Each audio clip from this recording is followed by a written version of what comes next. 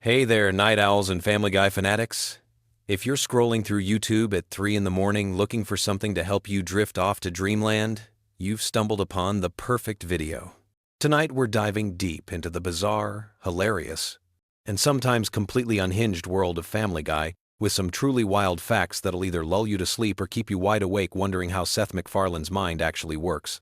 So grab your favorite blanket, dim those lights, and let's explore the wonderfully weird universe of Quahog, Rhode Island.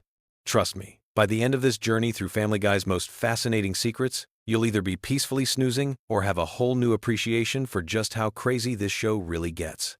Let's start with something that might blow your mind. Did you know that Family Guy was actually canceled not once, but twice? Yeah, you heard that right. The show first got the axe in 2002 after just 3 seasons, and Fox thought they were done with the Griffin family forever. But here's where it gets interesting. The show found new life through DVD sales and reruns on Cartoon Network's Adult Swim block. The ratings were so incredible that Fox literally had to eat humble pie and bring the show back in 2005.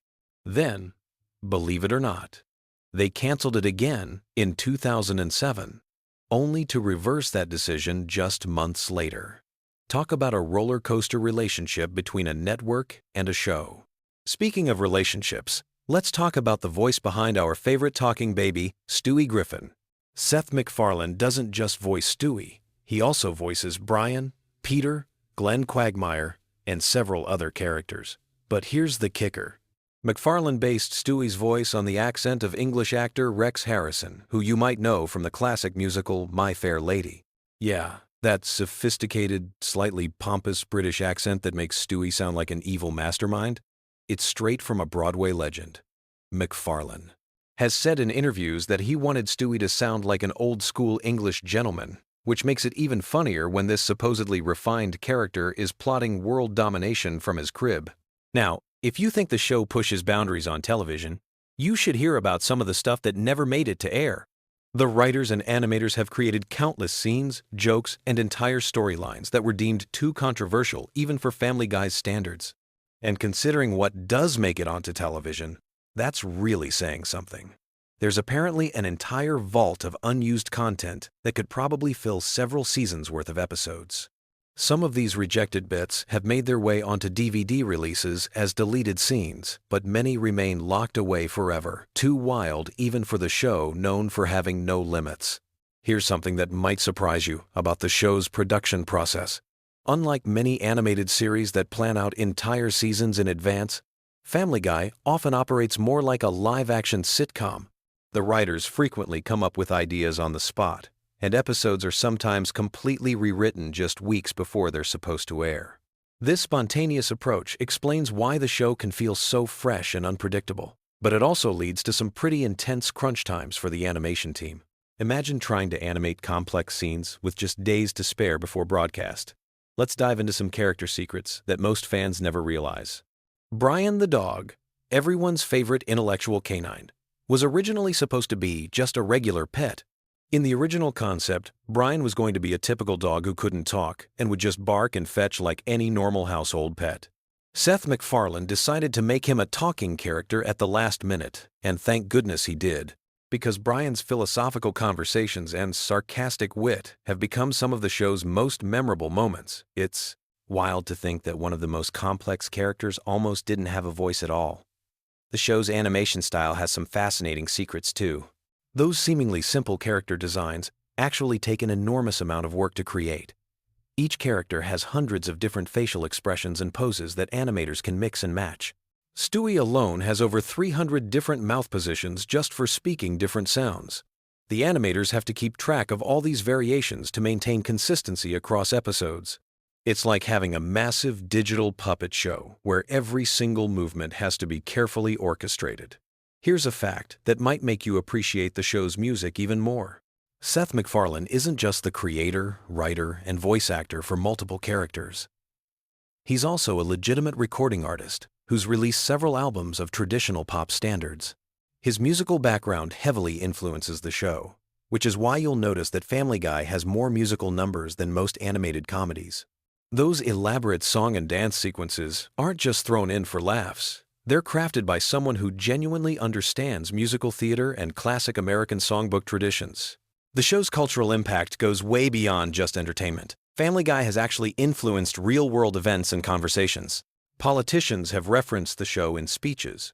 Academics have written scholarly papers about its social commentary, and it's been credited with introducing younger audiences to cultural references they might never have encountered otherwise.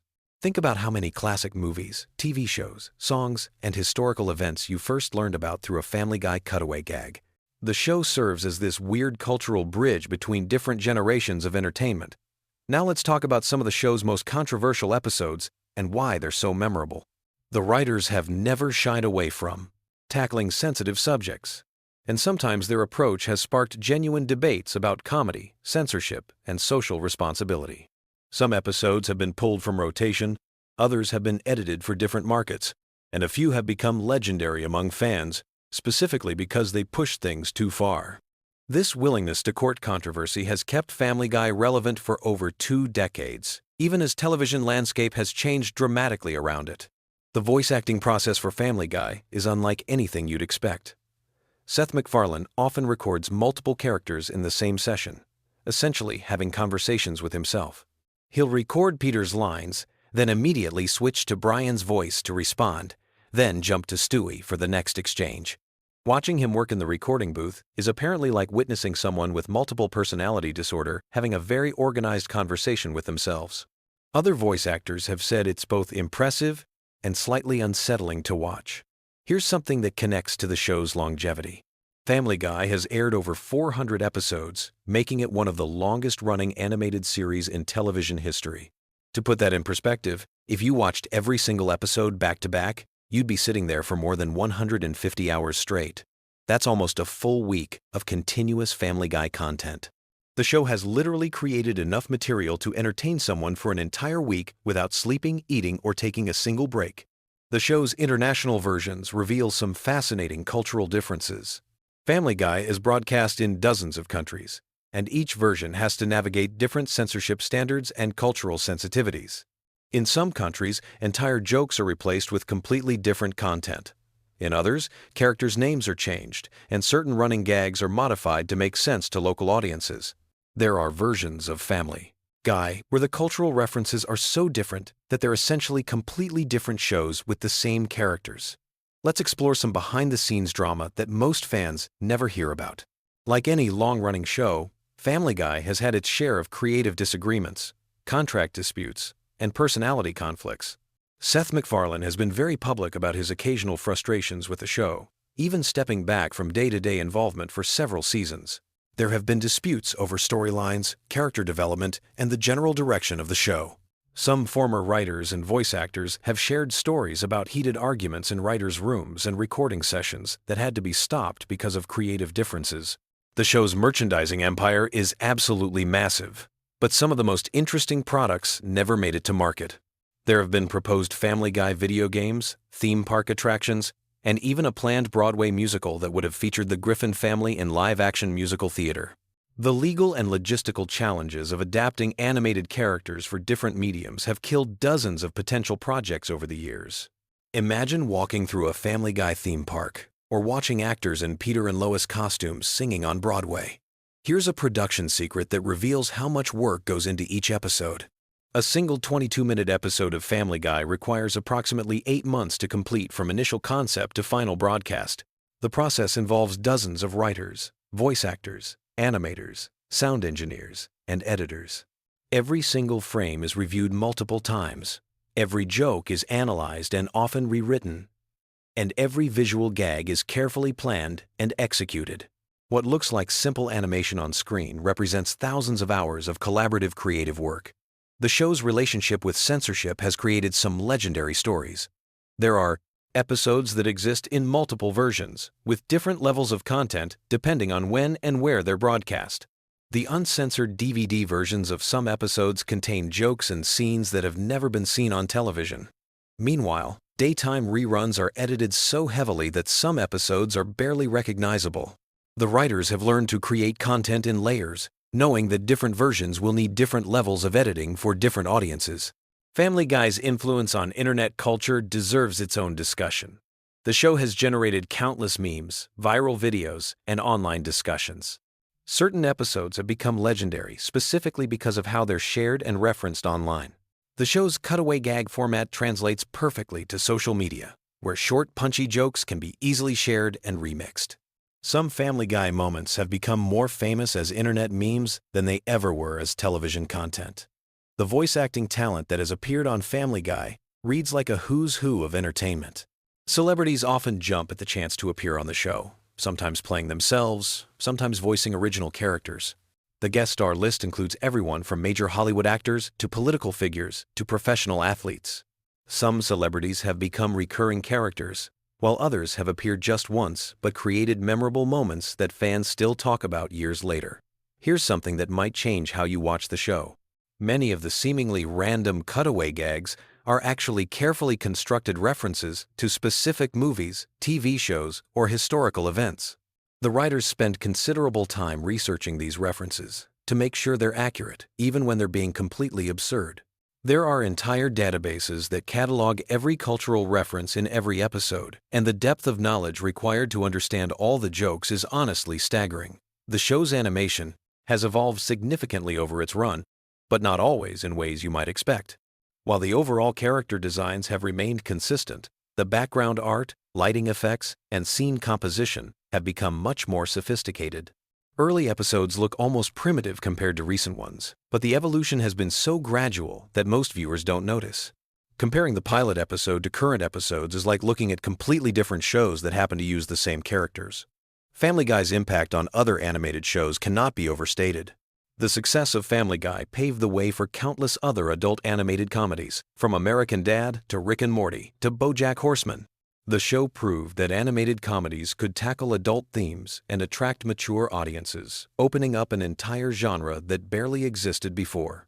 Many current animators and writers cite Family Guy as a direct influence on their work and career choices. The show's approach to storytelling often breaks conventional narrative rules in fascinating ways. Episodes frequently abandon their main plots entirely for extended tangents. Characters regularly break the fourth wall to address the audience directly, and the show often parodies its own format and conventions. This meta approach to comedy requires a level of self-awareness that's rare in television, and it's part of what keeps longtime fans engaged, even after hundreds of episodes. As we wind down this journey through Family Guy's hidden world, it's worth reflecting on how a cartoon about a dysfunctional family in Rhode Island became such a cultural phenomenon.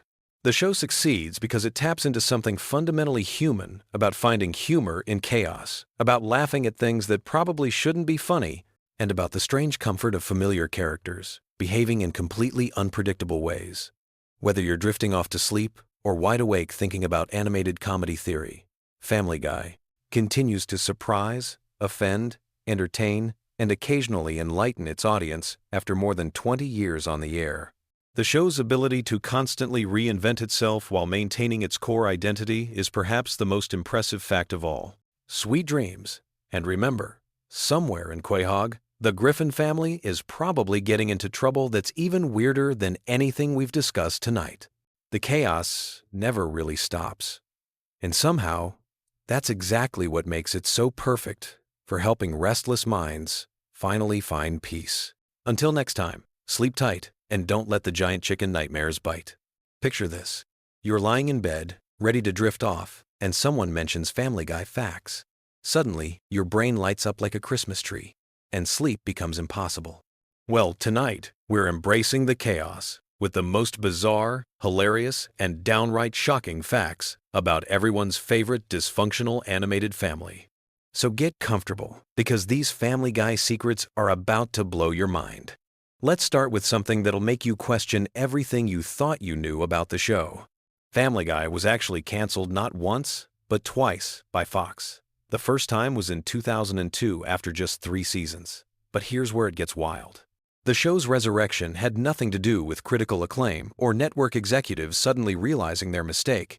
It was all about DVD sales and late-night reruns on Adult Swim. The fans literally brought this show back from the dead through pure dedication and binge-watching. But that's just the beginning of the madness. Did you know that Seth MacFarlane almost died on September 11, 2001? He was supposed to be on American Airlines Flight 11, the first plane to hit the World Trade Center. The only reason he missed that flight was because he had been out drinking the night before, and his travel agent had given him the wrong departure time. He showed up to the airport hungover and 15 minutes too late. Talk about a sliding doors moment that changed television history forever. Speaking of Seth MacFarlane, this guy is basically a one-man entertainment machine. He doesn't just voice multiple characters on the show. He voices Peter Griffin, Brian the dog, Stewie, Glenn Quagmire, and Carter Pewterschmidt, plus several other recurring characters. That means when Peter and Brian are having a conversation, it's literally just Seth talking to himself in different voices. The recording sessions must be absolutely bonkers. Now, here's a fact that'll mess with your head. The show's signature cutaway gags, those random flashbacks that interrupt the main story, weren't originally part of the plan. They started as a way to fill time when episodes were running short. But they became so popular that they're now considered the show's trademark. Some episodes have been built entirely around these seemingly random interruptions. Let's talk about the characters for a moment, because there are some seriously twisted details hiding beneath the surface. Take Stewie Griffin, the diabolical baby genius. His character was originally inspired by the child character from the British sitcom The Onedin Line, but with a much darker twist. The writers have confirmed that Stewie has an incredibly high body count throughout the series, and we're not talking about toy soldiers here. In various episodes, Stewie has eliminated family members, strangers, celebrities, and even historical figures. There was that time he burned down a playhouse with children inside because he caught his girlfriend cheating. Then there's the episode where he takes out a prostitute with a sniper rifle for absolutely no reason other than target practice. And let's not forget when he dressed up as Santa and traumatized an entire family on Christmas morning, leaving behind what can only be described as a holiday horror scene. But Stewie's kill count gets exponentially more insane when you factor in his partnership with Penelope, his equally psychotic girlfriend. Together, they embarked on a global destruction spree that included bombing the Great Wall of China, destroying the Eiffel Tower, and creating a tidal wave that wiped out Copenhagen.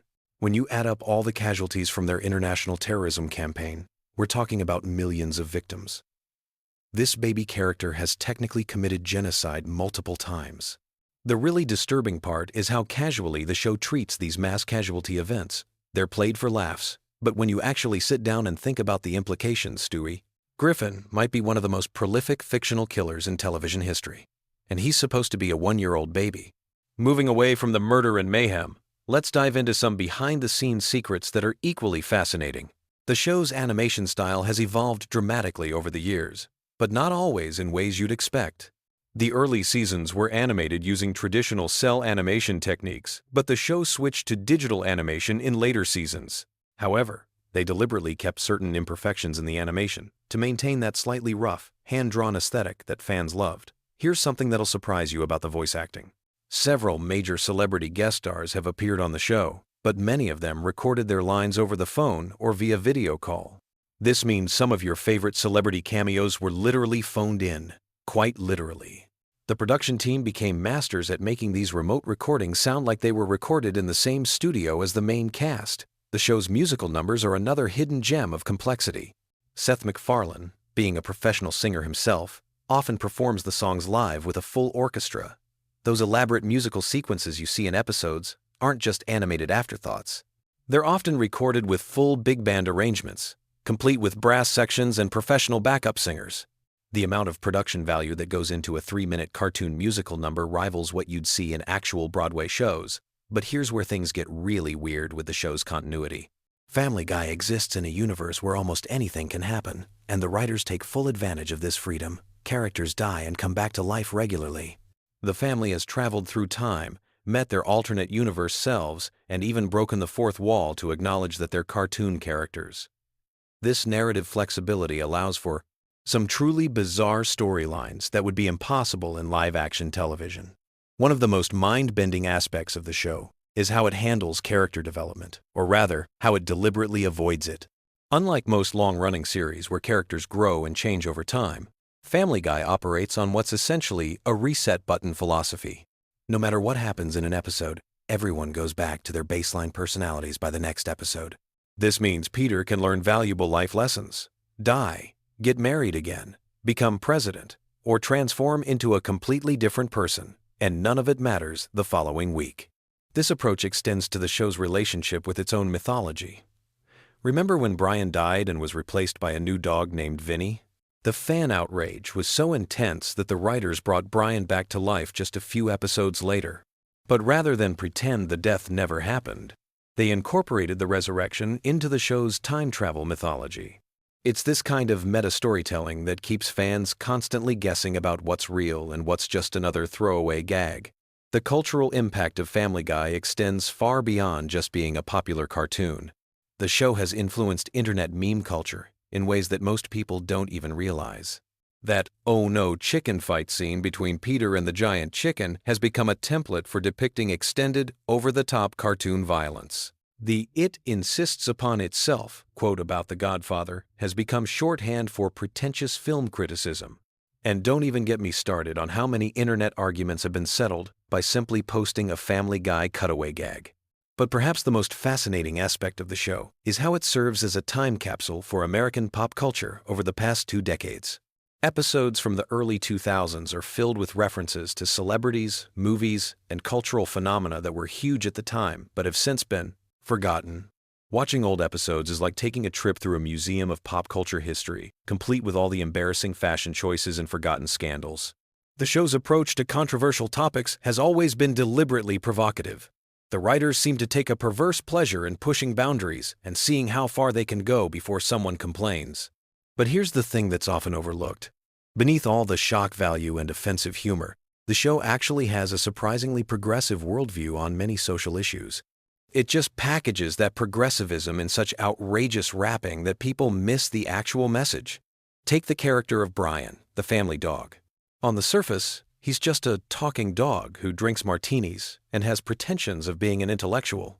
But Brian often serves as the show's moral compass, calling out the other characters when they do terrible things. His relationship with the family, particularly with Stewie, represents some of the show's most genuine emotional moments. When Brian temporarily died, the fan reaction wasn't just about losing a funny character. People were genuinely heartbroken because Brian represented the heart of the show. The animation team behind Family Guy has developed some truly innovative techniques over the years. Those elaborate fight scenes, particularly the ones involving Peter and the giant chicken, require months of planning and animation work. The sequences are choreographed like actual action movies, with careful attention paid to pacing, camera angles, and dramatic timing. The fact that all this effort goes into animating a man fighting a poultry mascot is both absurd and oddly impressive. Here's a production secret that most fans don't know. The show's writers often create multiple versions of controversial jokes, starting with the most extreme version and then gradually toning it down until they find something that Fox will actually allow on television. This means, for every outrageous joke that makes it into an episode, there are probably 3 or 4 even more outrageous versions sitting in a file somewhere. The merchandising empire built around Family Guy is absolutely massive. There are Family Guy branded everything from coffee mugs to car accessories to clothing lines. But the most surprising merchandising success has been Stewie Griffin baby products. Yes, parents are apparently comfortable decorating their nurseries with imagery of a homicidal infant genius. The irony is probably lost on most consumers, but it's definitely not lost on the show's creators. One aspect of the show that deserves more recognition is its musical sophistication. Seth MacFarlane's background as a professional musician shows up constantly in the series. The show regularly features complex musical arrangements, sophisticated harmonies, and genre pastiche that demonstrates a deep understanding of American musical traditions. When Family Guy does a musical number, it's not just a cartoon singing a silly song, it's often a legitimate piece of musical entertainment that could stand on its own. The show's relationship with censorship has always been complicated. While Fox allows Family Guy to get away with content that would never fly on network television during prime time, the show still operates under certain restrictions. The writers have become masters at implying things they can't show directly. Sometimes the most shocking moments happen entirely off-screen, letting your imagination fill in the disturbing details. This brings us to one of the most interesting aspects of Family Guy's comedy philosophy. The show doesn't just break the fourth wall occasionally, it demolishes the fourth wall completely and then rebuilds it just so it can break it again. Characters regularly acknowledge that they're in a television show, comment on their own animation style, and even complain about changes in their voice actors. This level of meta humor was revolutionary when the show started, and it's still pushing boundaries today. The international versions of Family Guy are fascinating studies in cultural adaptation. Different countries have had to handle the show's content in wildly different ways. Some countries censor entire episodes, while others rewrite dialogue completely to make cultural references more relevant to local audiences. There are probably versions of Family Guy exist where the characters are having completely different conversations while their mouths move to the original English dialogue. As we wrap up this deep dive into Family Guy's bizarre universe, it's worth reflecting on why these facts are so compelling. There's something oddly comforting about learning the secrets behind a show that's designed to be completely unpredictable. Even when Family Guy is at its most chaotic and nonsensical, there are real people behind the scenes making deliberate, creative choices, putting enormous effort into crafting these moments of animated insanity. The show has managed to maintain its relevance for over 2 decades by constantly evolving while never losing its core identity. It's simultaneously one of the most juvenile shows on television and one of the most sophisticated pieces of pop culture commentary ever created.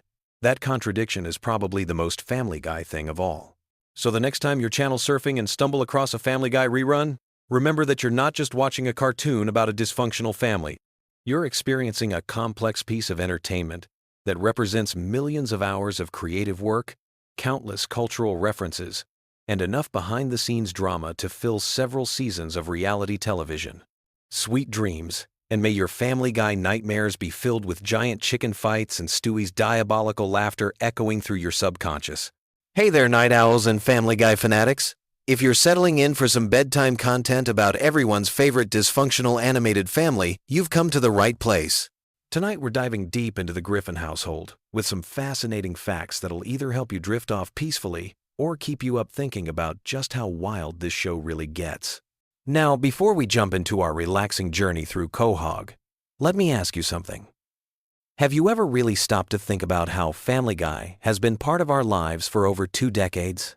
Since 1999, this show has given us countless laughs, memorable cutaway gags, and characters that have become household names. But tonight, we're going beyond the surface-level humor to explore some truly mind-blowing details you probably never knew. Here's something that might surprise you right off the bat. Family Guy was actually canceled not once, but twice by Fox. The first cancellation happened in 2002 after just 3 seasons. The network executives thought the show wasn't finding its audience. But here's where it gets interesting. Adult Swim picked up the reruns, and the show exploded in popularity. The DVD sales went through the roof, and suddenly Fox realized they had made a massive mistake. They brought it back in 2005, and it's been running ever since. Sometimes, the best things in life really do come back when you least expect them. Let's talk about the voice behind Stewie Griffin for a moment. Seth MacFarlane, the show's creator, originally based Stewie's voice on a combination of Rex Harrison from My Fair Lady and a generic posh English accent. But here's the fascinating part. MacFarlane has mentioned in interviews that Stewie's sexuality has always been deliberately ambiguous. The character exists in this interesting space where his romantic interests shift depending on what serves the story best. It's actually a clever writing technique that keeps the character unpredictable and allows for more diverse storylines. Speaking of voices, did you know that Seth MacFarlane voices not just Stewie, but also Peter Griffin, Brian Griffin, Glenn Quagmire, Tom Tucker, and Carter Pewterschmidt? That's 6 major characters, all coming from one incredibly talented vocal performer. When you think about it, MacFarlane is essentially having conversations with himself in most scenes. The man has to switch between these distinct personalities, sometimes within the same sentence. It's like being a one-person theater troupe. Here's a production fact that'll blow your mind. Each episode of Family Guy takes approximately 10 months to complete, from initial concept to final product. The animation process alone requires hundreds of individual artists working on different aspects. Every single movement, facial expression, and background detail has to be hand-drawn and then digitally colored. When you consider that the show produces over 20 episodes per season, you start to realize the incredible amount of work that goes into bringing the Griffin family to life. The show's famous cutaway gags weren't actually planned from the beginning. They evolved naturally as the writers found themselves wanting to include jokes that didn't fit into the main storyline. These random flashbacks and fantasy sequences became such a signature element that other animated shows have tried to copy the format, but none have quite captured the same spontaneous energy that Family Guy brings to these moments. Now, let's explore some character development that might help you see the show in a new light. Brian Griffin, the family dog, was originally going to be much more of a background character. McFarlane has said that Brian evolved into the show's voice of reason almost by accident. The writers kept finding themselves using Brian as a way to comment on Peter's more outrageous behavior, and gradually he became this intellectual counterpoint to the family's chaos. It's interesting how a character can grow beyond their original intended purpose. Here's something about the show's cultural impact that's worth pondering as you drift off tonight. Family Guy has been translated into dozens of languages and broadcasts in over 100 countries worldwide. But the cultural references and American humor don't always translate perfectly. International versions sometimes have to completely rewrite jokes or replace cultural references with local equivalents. Imagine trying to explain a 1,980 seconds American pop culture reference to someone in rural Japan. The localization teams for this show deserve serious recognition. The relationship dynamics within the Griffin family actually reflect a lot of real family psychology, despite all the absurd situations they find themselves in. Take the sibling rivalry between Chris and Meg, for example. While it's exaggerated for comedic effect, it captures something genuine about how teenagers navigate their place within family hierarchies. Even the marriage between Lois and Peter, with all its dysfunction, touches on real issues that many couples face, just amplified to ridiculous proportions. One aspect of the show that's evolved significantly over the years is its approach to social commentary. Early seasons focused more on pure absurdist humor, but as the series progressed, it began tackling more complex social and political issues. The writers found ways to embed serious conversations about topics like religion, politics, and social justice within the framework of outrageous comedy. It's like sneaking vegetables into a kid's favorite dessert. The animation style of Family Guy has also undergone subtle but significant changes over the decades. If you compare early episodes to recent ones, you'll notice the color palette has become richer, the character movements more fluid, and the background details more elaborate. Technology has allowed the animators to add layers of visual storytelling that weren't possible in the better show's early days. Yet they've managed to maintain the core visual identity that makes Family Guy instantly recognizable. Let's talk about the show's relationship with music for a moment. Family Guy has featured hundreds of musical numbers over the years, from elaborate production numbers to simple character songs. Seth MacFarlane's background in musical theater heavily influences these sequences. Many of the songs are surprisingly well crafted from a musical standpoint, with proper verse-chorus structures and sophisticated orchestrations. Some episodes are essentially animated musicals disguised as sitcom episodes. Here's a fascinating detail about the show's writing process. The writer's room operates on a principle they call yes and, borrowed from improvisational comedy. When someone pitches an idea, no matter how outrageous, the group tries to build on it rather than shut it down immediately. This approach has led to some of the show's most memorable and bizarre moments. It's a reminder that creativity often flourishes when we suspend our initial judgment and let ideas develop naturally. The character of Meg Griffin represents something unique in television comedy. She's simultaneously the most normal member of her family and the one who receives the most abuse from everyone around her. This creates an interesting dynamic where the audience often sympathizes with her while still laughing at her misfortunes. It's a delicate balance that the writers have maintained for over 20 years, and it speaks to something deeper about how we treat people who don't fit into expected social roles. Cleveland Brown's departure to his own spin-off show and eventual return to Family Guy created some interesting continuity challenges for the writers. They had to explain his absence and return in ways that felt natural to the ongoing story, while also acknowledging the real-world production reasons behind these changes. It's a perfect example of how television shows must constantly adapt to behind-the-scenes realities while maintaining narrative consistency. The show's approach to time and continuity is intentionally flexible. Characters age slowly or not at all, major events from one episode might never be mentioned again, and the family's financial situation fluctuates wildly depending on story needs. This loose approach to continuity allows for maximum creative freedom, but also creates opportunities for dedicated fans to spot inconsistencies and create theories about the show's internal logic. Family Guy's influence on internet culture cannot be overstated. Countless memes, viral videos, and social media trends have originated from or been inspired by the show. The phrase, "Oh no, he didn't," might never have become a cultural touchstone without Peter Griffin's dramatic delivery. The show's rapid-fire humor style has influenced how people create and consume comedy content online. The voice acting in Family Guy extends far beyond the main cast. Over the years, the show has featured hundreds of celebrity guest voices, from major Hollywood stars to political figures to fellow comedians. Some guests play themselves, others take on original characters, and a few have become recurring voices in the Family Guy universe. The casting directors have an impressive ability to match celebrity voices with characters that enhance rather than distract from the story. Here's something that might help you appreciate the show's craft as you wind down for the night.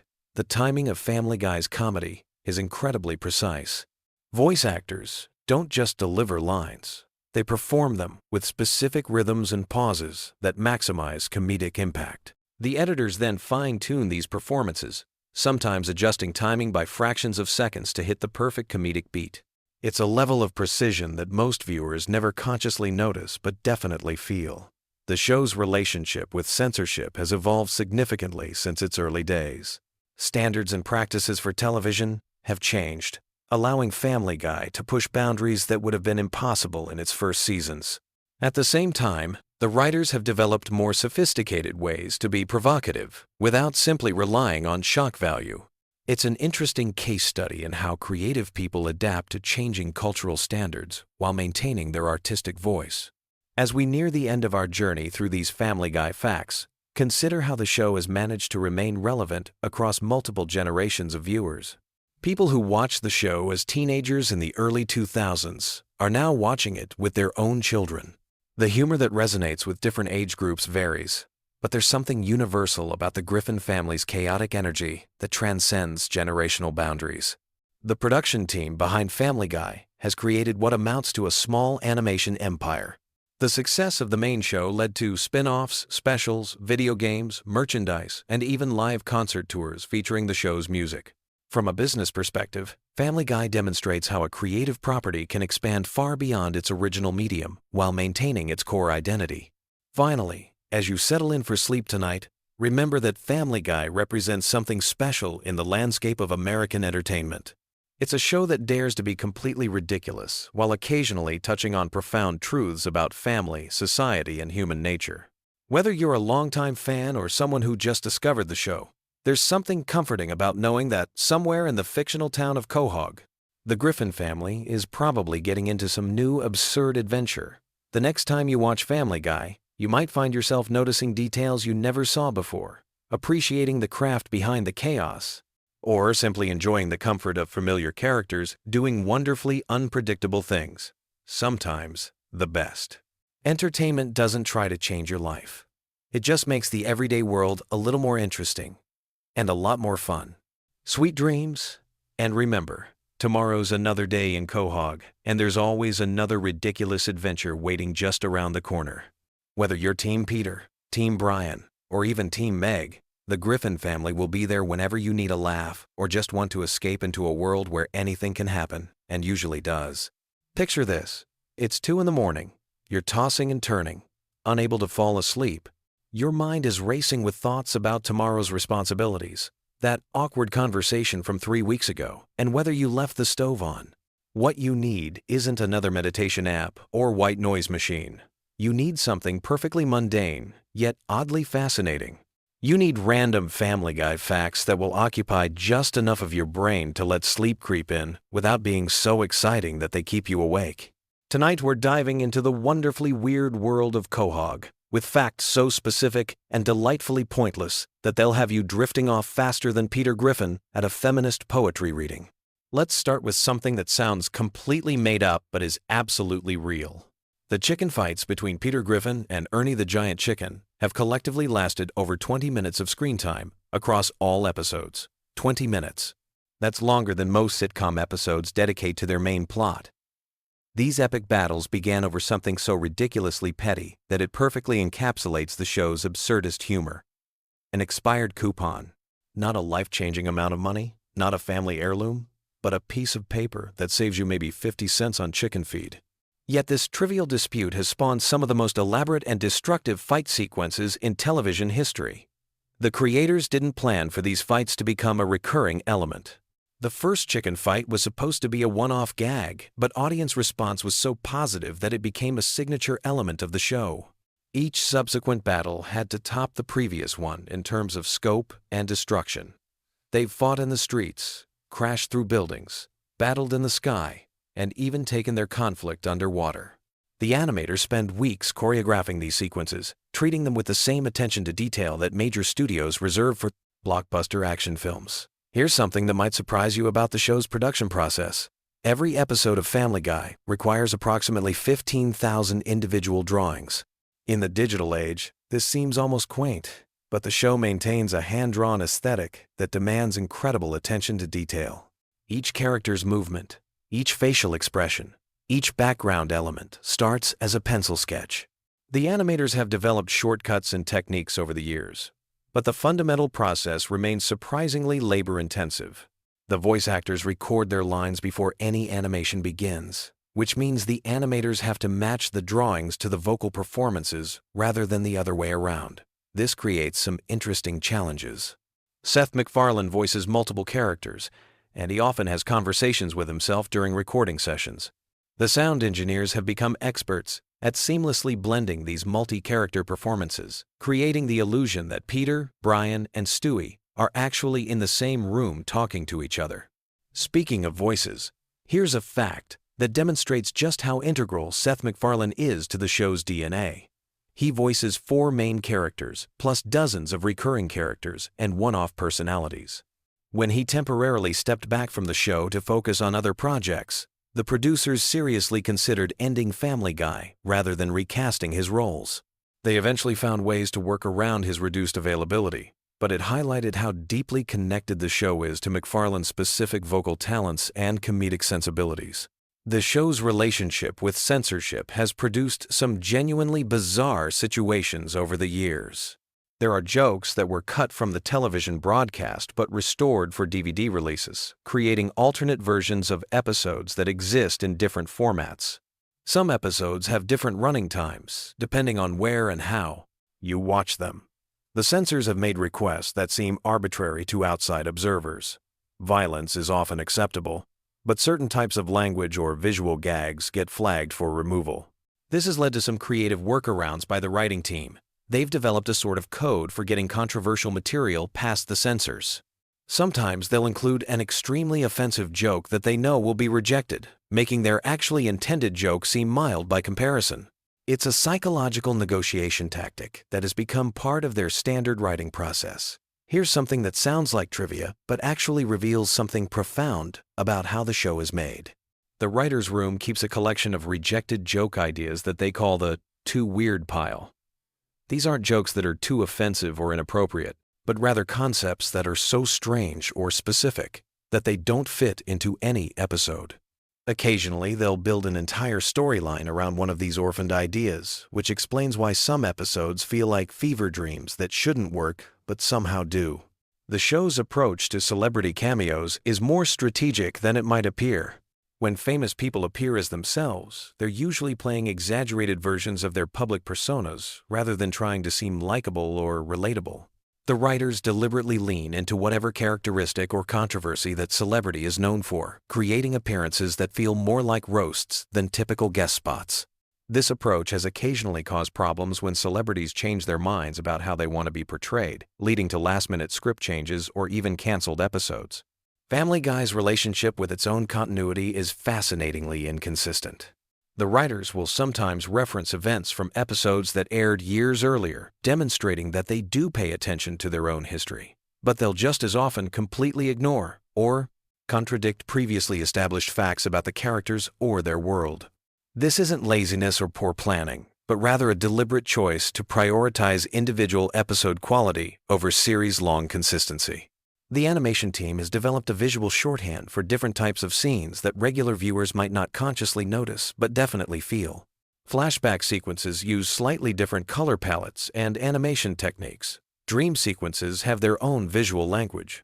Even the way characters move changes depending on whether a scene is meant to be realistic or cartoonish within the show's already cartoonish world. Here's a production detail that reveals how much thought goes into seemingly throwaway moments. Background characters and crowd scenes aren't just randomly generated. The animators create specific individuals with their own implied backstories, even though these characters might only appear for a few seconds. They've developed a whole population of Quahog residents who appear in multiple episodes, creating an illusion of a lived-in community, even though most viewers would never consciously recognize these recurring background players. The show's musical numbers require a completely different production pipeline from regular episodes. They start with Seth MacFarlane or other musically inclined staff members creating rough recordings of the songs. Then professional arrangers develop full orchestrations. The voice actors record their vocals to these arrangements. Only after all the music is complete do the animators begin creating visuals to match. This process can take months for a single musical sequence, which explains why these segments often feel more polished and elaborate than the surrounding episode. Family Guy's approach to holiday episodes reveals something interesting about how the writers view their own show. They treat holiday specials as opportunities to experiment with different formats or storytelling techniques. Rather than simply plugging their characters into traditional holiday scenarios, Christmas episodes might be musicals, Halloween episodes might be horror parodies, and so on. This keeps the show from falling into the predictable patterns that plague many long-running series. The show's merchandise presents some unique challenges because of how the characters are designed. Peter Griffin's proportions don't translate well to three-dimensional objects, leading to action figures and toys that look subtly wrong. The merchandising team has had to develop modified character designs specifically for products, creating versions of the characters that maintain their essential appearance while being more practically manufacturable. Here's something that demonstrates the show's attention to detail in unexpected areas. The writers have created complete backstories for characters who have never appeared on screen. They know the names and personalities of Brian's parents, even though this information has never been relevant to any episode. They've developed detailed histories for minor recurring characters that extend far beyond anything that's ever been shown. This background work helps maintain consistency in how these characters behave, even when they're only making brief appearances. The show's relationship with its own spin-offs created some interesting continuity challenges.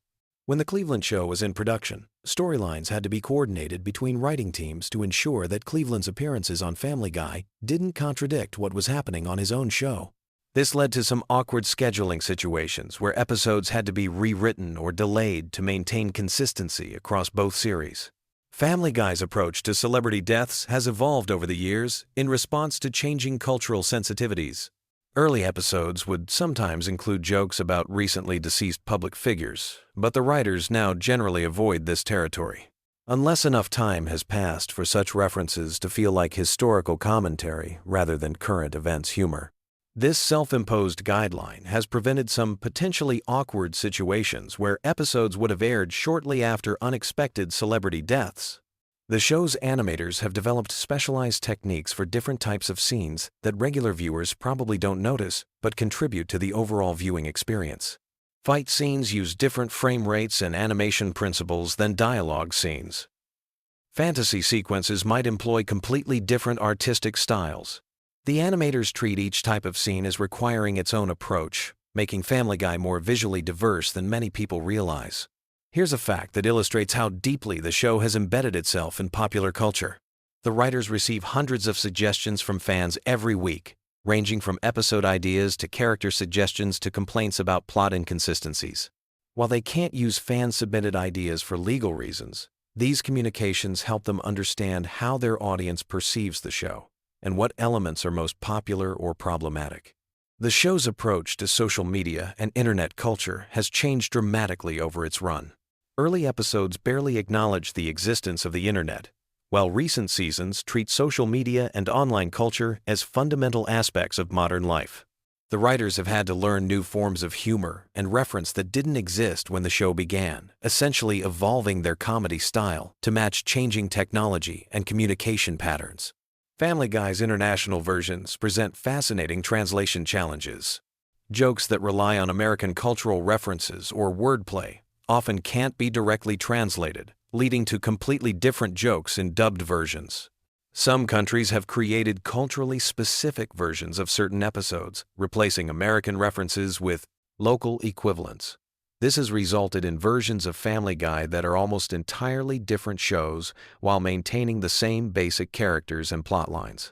The show's writers maintain detailed style guides that specify how each character speaks, what types of references they would make, and how they would react in different situations. These guides help maintain consistency across different writers and ensure that characters don't drift too far from their established personalities. Brian's dialogue, for example, follows specific patterns that reflect his pretentious intellectual aspirations, while Chris's speech patterns reflect his slower mental processing speed. Here's something that reveals the show's commitment to its own absurdist logic. The writers have created internal rules for how the show's universe works that they follow even when these rules are never explicitly stated. They know how long it takes to travel between different locations in Quahog, which characters know each other, and what each character's financial situation is like. This background consistency helps ground even the most ridiculous storylines in something resembling reality. The show's merchandise licensing deals have created some genuinely strange products over the years. There have been Family Guy-themed everything from breakfast cereals to car accessories to wedding decorations. The licensing team has to consider whether each potential product fits with the show's brand, leading to some philosophical discussions about what Family Guy represents as a cultural entity beyond just a television program. Family Guy's approach to controversial topics has become more sophisticated over the years, moving from simple shock value toward more nuanced satirical commentary. The writers now spend considerable time researching topics before writing about them, ensuring that their jokes come from a place of understanding rather than ignorance. This doesn't mean they avoid controversial subjects, but rather that they approach them with more intentionality. The show's animators have developed a visual signature that makes Family Guy immediately recognizable, even in brief clips or promotional materials. This involves not just character design but also choices about color palettes, camera angles, and motion principles. New animators joining the team have to learn these specific techniques to ensure visual consistency across different episodes and seasons. Here's a production detail that most viewers would never think about, but significantly impacts the viewing experience. The show's sound design team creates distinct audio signatures for different characters and locations. Peter's footsteps sound different from Brian's. The Griffin house has its own acoustic characteristics, and even the way doors close varies depending on the context. These subtle audio cues help create the illusion of a consistent physical world, even though everything is animated. As you drift off to sleep tonight, remember that somewhere in the world, animators are drawing the next batch of Family Guy episodes, voice actors are recording dialogue for situations that don't exist, and writers are debating whether jokes about topics you've never considered are funny enough to include in a television show. The machinery of entertainment continues turning even while you rest, creating the content that will occupy your mind during tomorrow night's journey toward sleep. Sweet dreams. And remember that in the grand scheme of things, we're all just characters in someone else's animated universe, trying to make sense of the absurd situations we find ourselves in. What if I told you that Family Guy was originally supposed to end after just 3 seasons, and that Seth MacFarlane almost died on September 11th, which completely changed the show's trajectory? The animated series that millions of people watch every day has some absolutely mind-blowing secrets hiding beneath its crude humor and cutaway gags that most fans have never heard about.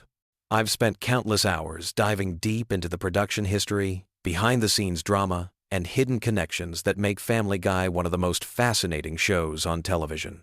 From celebrity feuds that shaped entire storylines to animation techniques that revolutionized the industry, this show has more layers than you might imagine.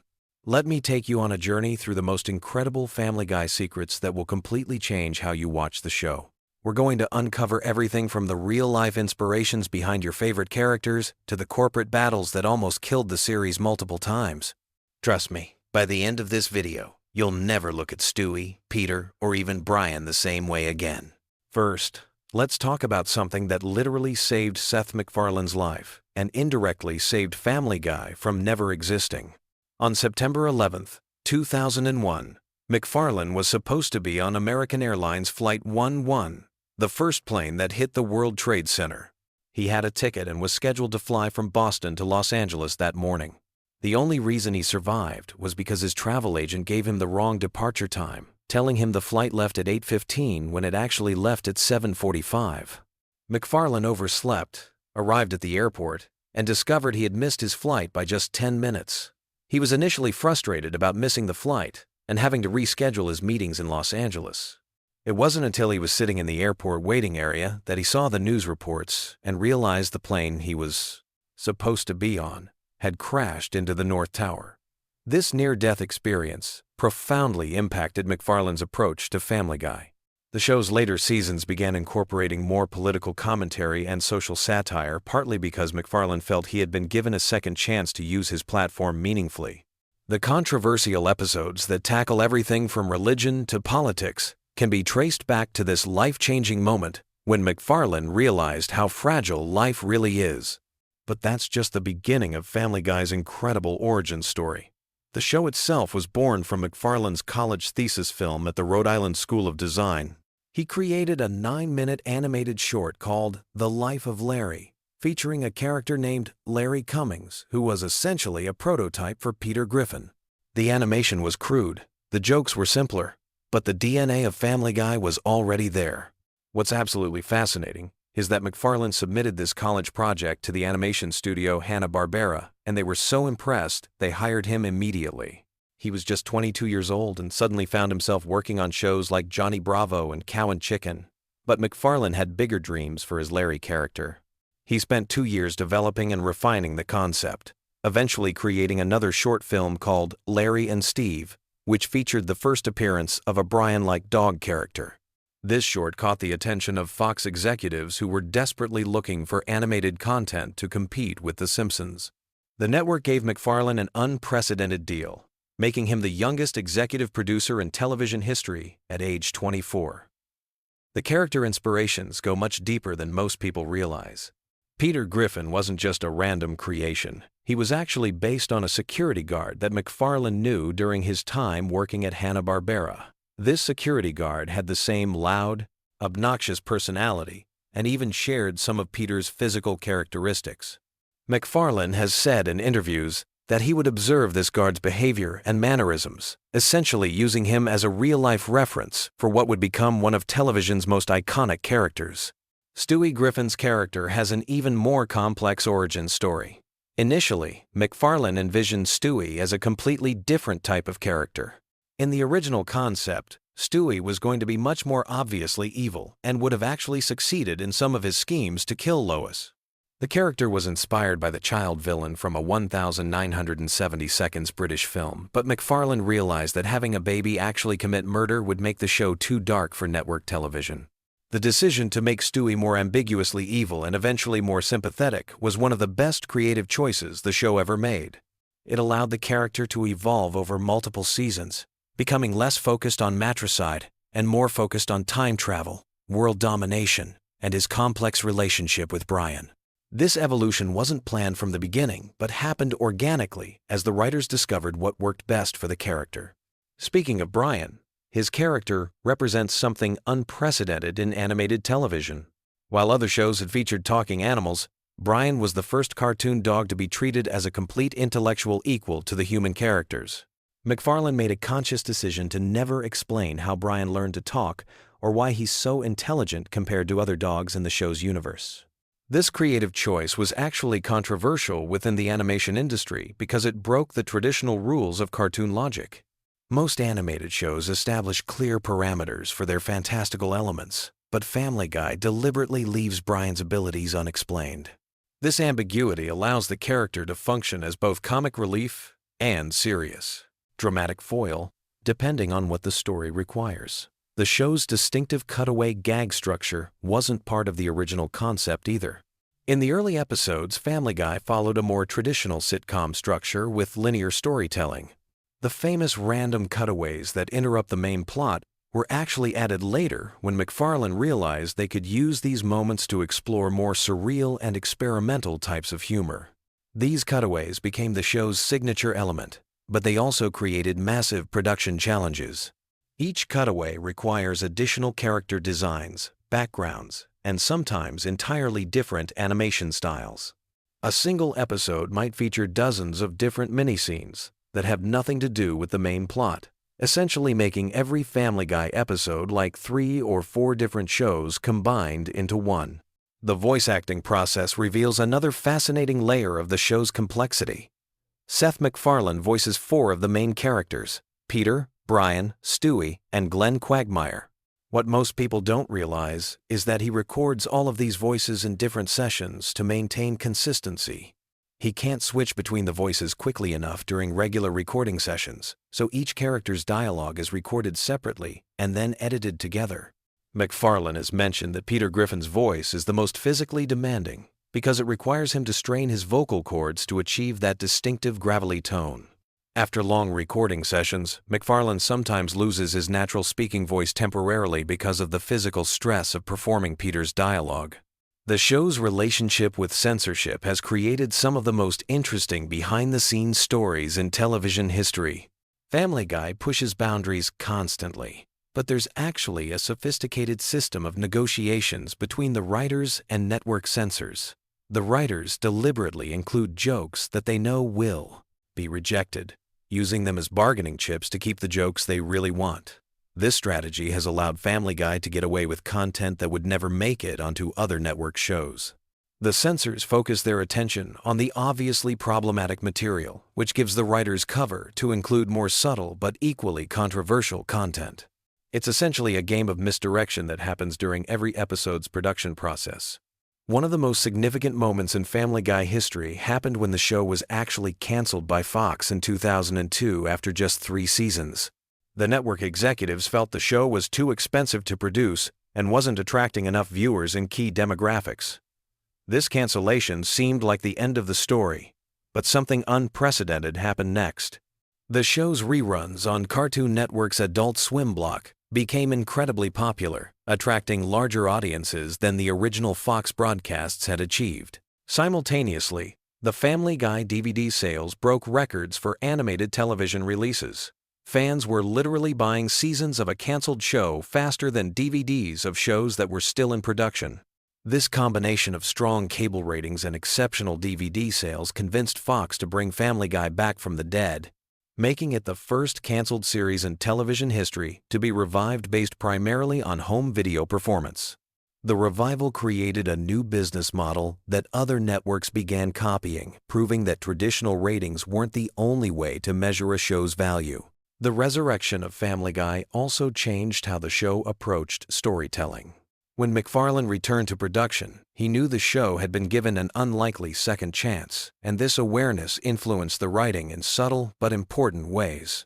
The characters became more self-aware, the jokes became more metatextual, and the show began directly addressing its own cancellation and revival in various episodes. Behind the scenes, the animation process for Family Guy utilizes techniques that most viewers never notice, but which significantly impact the show's distinctive look. Unlike many other animated series that use traditional cell animation or simple digital techniques, Family Guy employs a hybrid approach that combines hand-drawn character animation with digitally created backgrounds and effects. This hybrid technique allows the animators to create more dynamic camera movements and complex visual gags than would be possible with purely traditional methods. The show's famous chicken fights, elaborate musical numbers, and surreal cutaway sequences all rely on this sophisticated blend of old and new animation technologies. The writing room for Family Guy operates differently from most television shows because of the unique challenges created by the cutaway structure. The writers have to create 2 different types of content for every episode: the main storyline that follows traditional narrative rules, and the cutaway material that can be completely disconnected from reality. This dual writing process means that Family Guy episodes are actually much more complex to construct than they appear on screen. The writers have to ensure that the cutaways don't disrupt the pacing of the main story, while also making sure that each mini-scene within the cutaways has its own complete comedic arc. It's like writing a regular television episode while simultaneously writing dozens of very short comedy sketches. The show's impact on popular culture extends far beyond just entertainment. Family Guy has influenced internet meme culture more than almost any other television show, with countless jokes, phrases, and visual gags becoming viral content across social media platforms. The Surfin' Bird episode alone generated thousands of remixes, parodies, and tribute videos from fans around the world.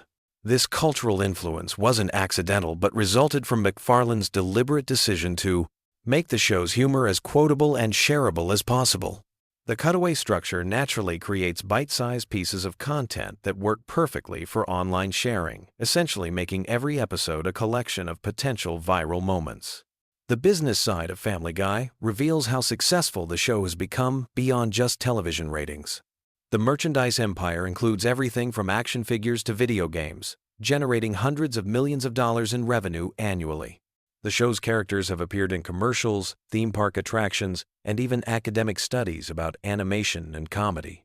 What makes this commercial success particularly interesting is that it happened despite the show being canceled once and facing constant criticism from various groups. Family Guy proved that controversial content could be incredibly profitable if it connected with audiences authentically, creating a template that many other shows have tried to follow. The voice cast beyond Seth MacFarlane includes some fascinating stories about how actors were recruited and how their characters evolved. Alex Borstein, who voices Lois Griffin, was actually hired before the show was even greenlit by Fox. MacFarlane was so impressed by her audition that he wrote additional material specifically for her character, expanding Lois's role far beyond what was originally planned. Mila Kunis, who voices Meg Griffin, was just 14 years old when she started working on the show. Her voice literally changed during the early seasons as she went through adolescence while recording the character. The producers had to make subtle adjustments to accommodate her changing vocal range, creating a unique situation where a cartoon character's voice evolved naturally over time. The show's approach to celebrity guest stars differs significantly from other animated series. While The Simpsons typically has celebrities play versions of themselves, Family Guy often has famous actors voice completely original characters or play historical figures in cutaway gags. This approach allows the show to utilize celebrity talent in more creative and unexpected ways.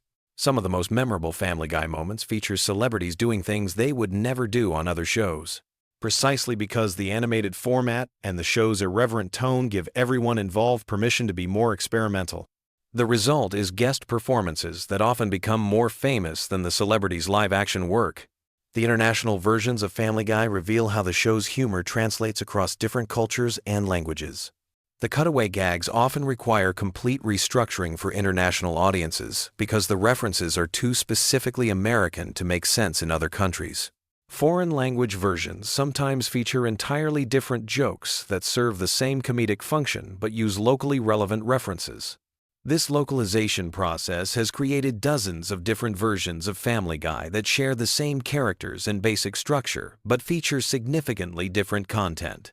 In some ways, these international versions are like alternate universe versions of the show, exploring how the same comedic sensibilities might express themselves in different cultural contexts. The technological evolution of Family Guy's production reflects broader changes in the animation industry. Early episodes were produced using techniques that were already becoming obsolete, while recent seasons utilize cutting-edge digital tools that would have been impossible when the show first aired. Despite these technical advances, the show has maintained its distinctive visual style by deliberately limiting how much the animation quality improves. This conscious decision to maintain visual consistency has allowed Family Guy to feel timeless in ways that many other long-running animated series don't achieve. Episodes from different decades can be watched together without jarring visual discontinuities, creating a cohesive viewing experience across more than 20 years of production. The legacy of Family Guy extends beyond entertainment into academic and cultural analysis. Universities offer courses that study the show as an example of postmodern comedy, examining how its cutaway structure reflects contemporary media consumption patterns and attention spans.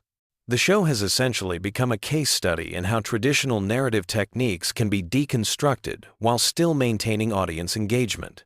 As Family Guy continues into its third decade of production, its influence on comedy, animation, and popular culture remains undeniable. From Seth MacFarlane's near-death experience that changed everything, to the unprecedented cancellation and revival that rewrote television business models, the show represents one of the most fascinating success stories in entertainment history. The next time you watch Peter Griffin stumble through another ridiculous adventure or listen to Stewie's sophisticated observations, remember that you're experiencing the result of countless creative decisions, business battles, and pure accidents that somehow combine to create something truly unique in television history. Did you know that Family Guy was actually canceled twice by Fox and nearly became lost media forever? Or that Seth MacFarlane almost died in the September 11th attacks but missed his flight because of a hangover? Welcome to the bizarre, twisted, and absolutely fascinating world of Family Guy lore that most fans have never heard about. I'm talking about secrets so wild that they make the show's most outrageous episodes look tame by comparison. We're diving deep into the creation myths, the behind-the-scenes drama, the near-death experiences, and the corporate battles that shaped one of television's most controversial animated series. Trust me, by the end of this video, you'll never watch Family Guy the same way again. Let's start with something that will blow your mind.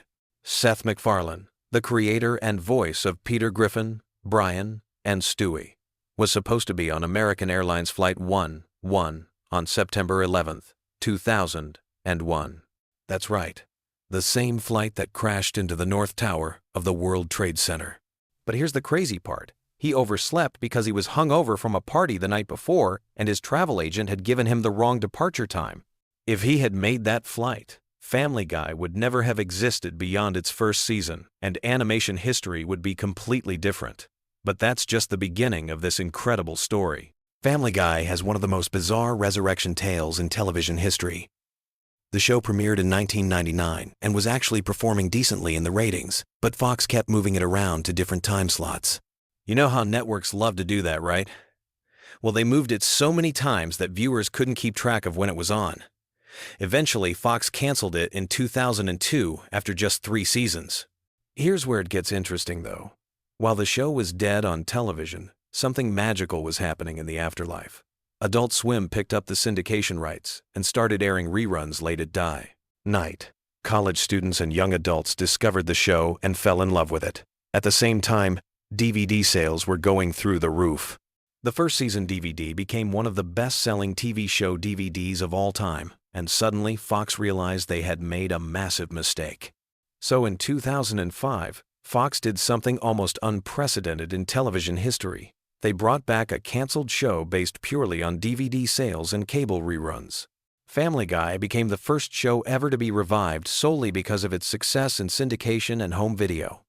It was like watching a TV show literally rise from the dead. But the resurrection story gets even weirder. When Fox brought the show back, they didn't just order a few episodes to test the waters. They ordered 53 new episodes right off the bat. That's an enormous vote of confidence for a show that had already been canceled once.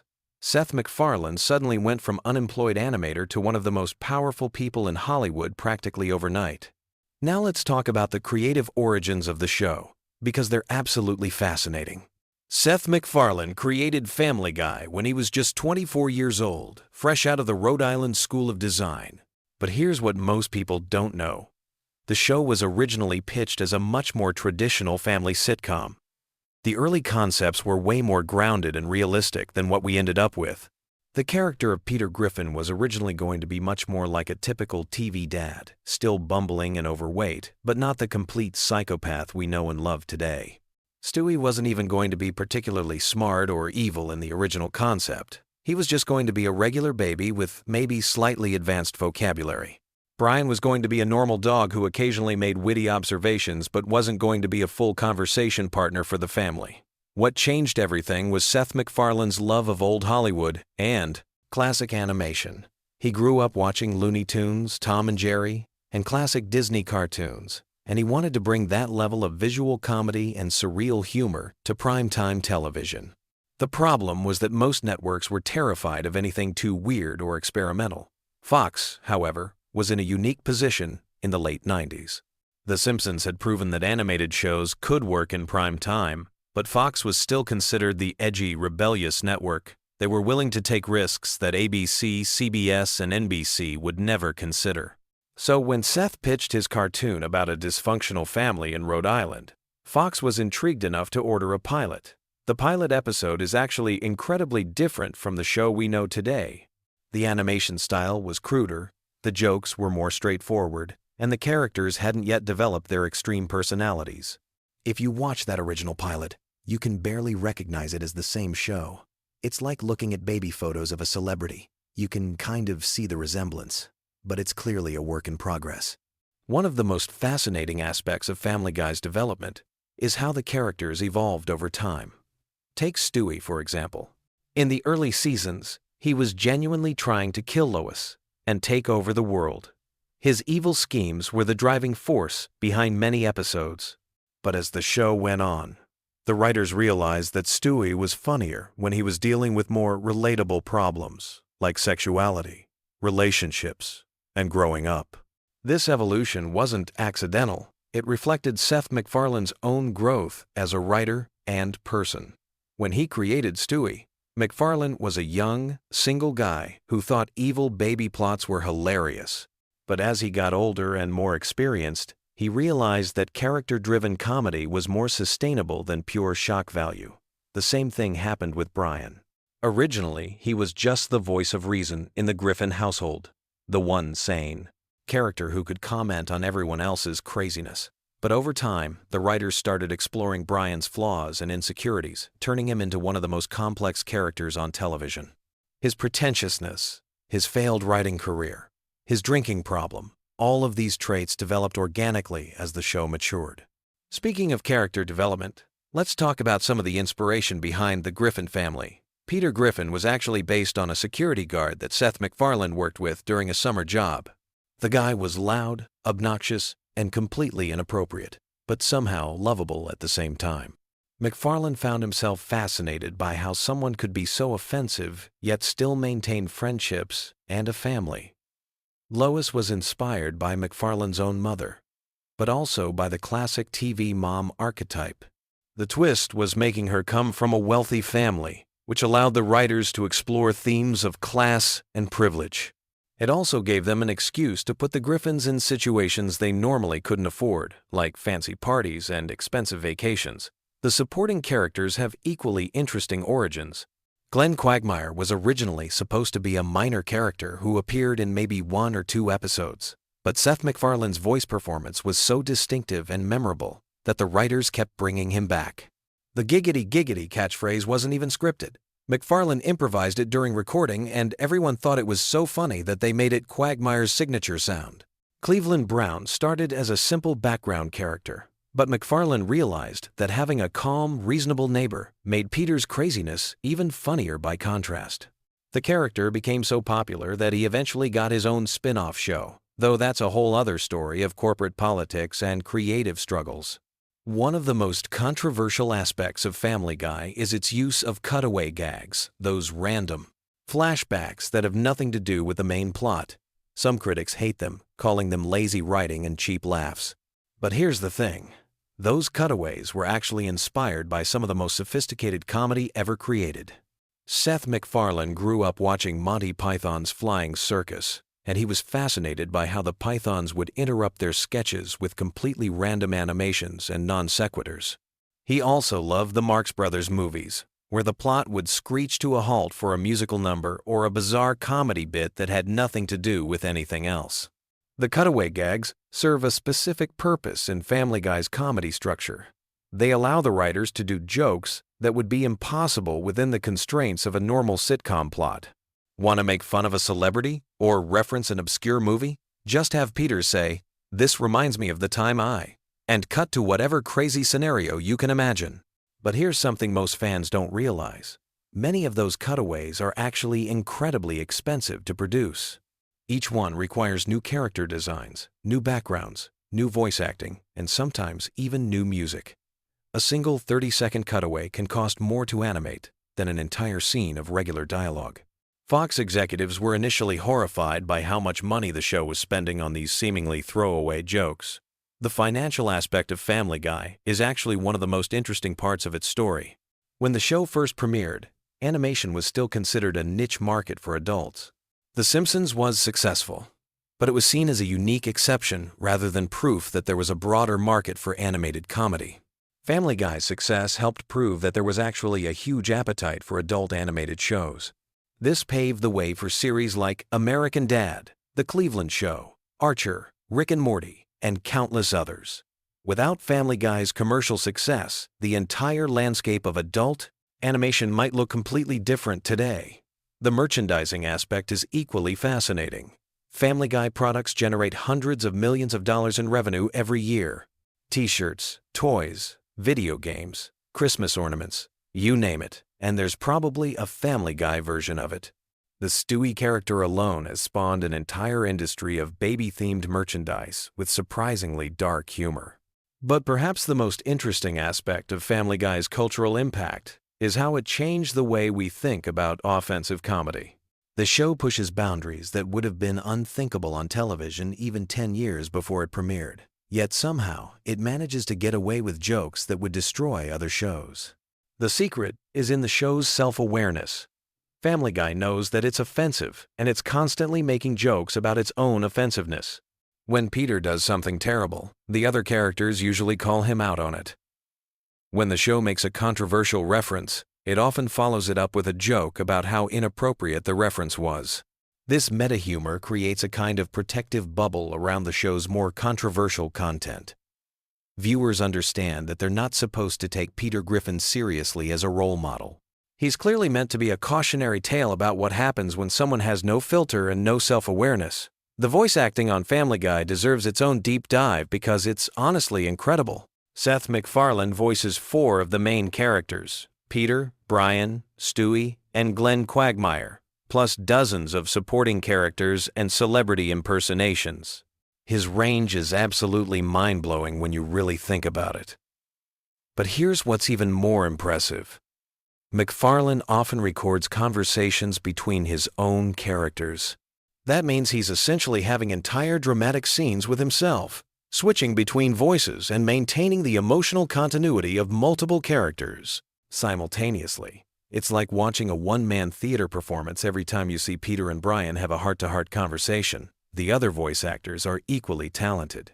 Alex Borstein, who voices Lois, also does dozens of supporting characters, including the Griffin's maid Consuela. Mila Kunis took over the voice of Meg after the first season, and her performance evolved from simple teenager dialogue to some of the show's most emotionally complex moments. Seth Green voices Chris Griffin, and his portrayal perfectly captures that awkward teenage energy. Green actually ad-libs a lot of Chris's dialogue, particularly the character's weird sound effects and random observations. Many of Chris's funniest moments come from Green just improvising during recording sessions. The show's relationship with Fox has always been complicated and fascinating. On one hand, Family Guy makes enormous amounts of money for the network.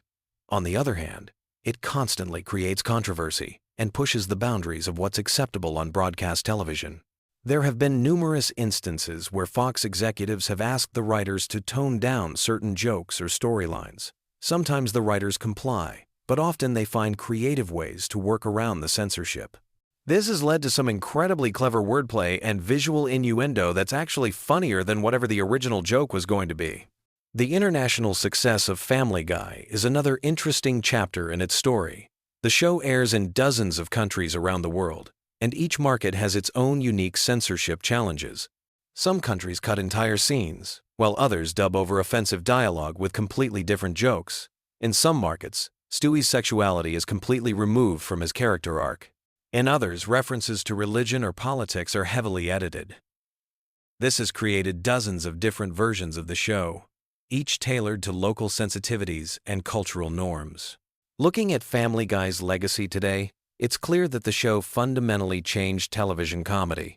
It proved that audiences were hungry for more experimental, boundary-pushing content. It showed that animation could be a vehicle for sophisticated adult humor, not just children's entertainment. The show also pioneered many techniques that are now standard in comedy writing. The use of pop culture references as comedic shorthand, the mixing of high and low culture, the willingness to completely abandon plot for the sake of a good joke. These are all techniques that you can see in countless comedies today. But perhaps most importantly, Family Guy proved that television shows could have multiple lives. The fact that it survived cancellation and came back stronger than ever showed other creators that there were new paths to success beyond traditional network approval.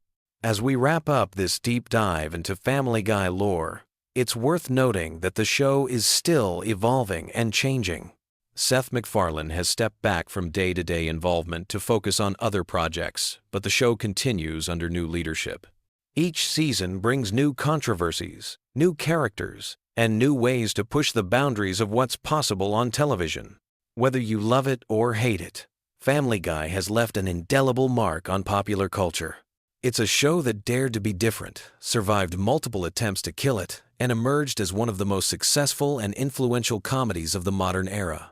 And honestly, that's pretty giggity if you ask me. Have you ever wondered about the fascinating dynamics that shape families throughout history? Tonight, as you settle into your bedtime routine, let me share some captivating insights about how family patterns repeat across generations, creating an intricate web of inherited traits, behaviors, and destinies that might just help you drift off into peaceful slumber. Family structures have always been complex tapestries, woven with threads of genetics, environment, and circumstance. Consider how certain characteristics seem to flow like rivers through family lines, creating patterns that emerge generation after generation. These inherited traits aren't just physical features, like eye color or height, but can include personality quirks, talents, and even behavioral tendencies that create a unique family signature. The concept of generational influence runs deeper than most people realize. When we examine family trees, we often discover that certain professions, interests, or life choices appear repeatedly across different generations. A family might produce multiple musicians, teachers, or entrepreneurs, not just through conscious choice, but through a combination of genetic predisposition, shared values, and environmental factors that create natural pathways for similar expressions of human potential. Birth order plays a fascinating role in shaping family dynamics. Firstborn children often develop leadership qualities and feel responsibility for their younger siblings, while middle children frequently become skilled negotiators and peacekeepers. The youngest children in families tend to be more creative and risk-taking, having learned to find unique ways to capture attention and carve out their own identity within the family structure. Family traditions serve as invisible threads that bind generations together across time. These rituals, whether simple bedtime stories, holiday celebrations, or annual camping trips, create shared memories that become part of the family's collective identity. Even seemingly minor traditions like Sunday morning pancakes or evening walks can have profound psychological impacts, providing stability and continuity that children carry forward into their own families. The role of family nicknames reveals interesting patterns about relationships and hierarchies within family units. Often, these pet names originate from childhood moments or personality traits, but they can persist for decades, sometimes becoming more commonly used than actual given names. These linguistic markers create intimate bonds, while also establishing informal family roles and expectations. Consider the phenomenon of family talents that seem to skip generations. A grandparent's artistic ability might lay dormant in their children, only to resurface dramatically in grandchildren who never received formal training but somehow possess intuitive skills. This genetic memory suggests that our family heritage carries forward capabilities that can emerge unexpectedly, creating surprising connections across time. Family communication patterns often mirror broader cultural values and historical contexts. Some families maintain formal, hierarchical communication styles passed down from previous generations, while others adopt more casual, egalitarian approaches. These patterns influence how family members express emotions, resolve conflicts, and show affection, creating distinct family cultures that can persist for generations. The geographic movements of families create interesting stories of adaptation and change. When families migrate, whether across countries or just to different neighborhoods, they face decisions about which traditions to maintain and which to modify. This process of cultural negotiation often reveals the most essential elements of family identity as members unconsciously choose which practices are too important to abandon. Family financial attitudes demonstrate remarkable consistency across generations. Families that experienced economic hardship often pass down frugal spending habits and strong work ethics, while families with consistent prosperity might emphasize different values around money and success. These economic philosophies become embedded in family culture, influencing career choices and life priorities for decades. The evolution of family roles over time reflects broader social changes while maintaining certain consistent patterns.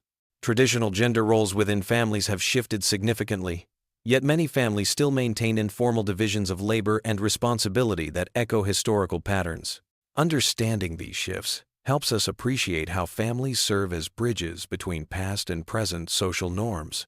Family conflict resolution styles often become inherited patterns that influence how future generations handle disagreements. Some families emphasize direct confrontation and heated discussion, believing that airing grievances leads to stronger relationships.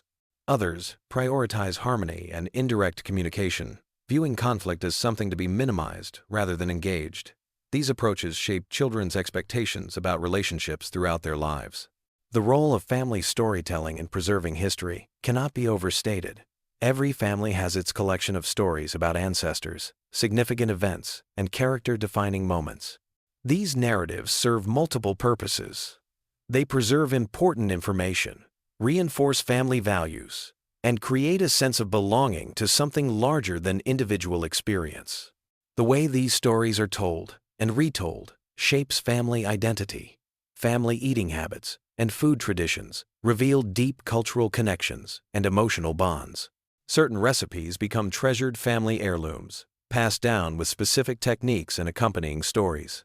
The social dynamics around family meals, from formal dining protocols to casual kitchen conversations, establish patterns of gathering and sharing that influence social skills and relationship expectations.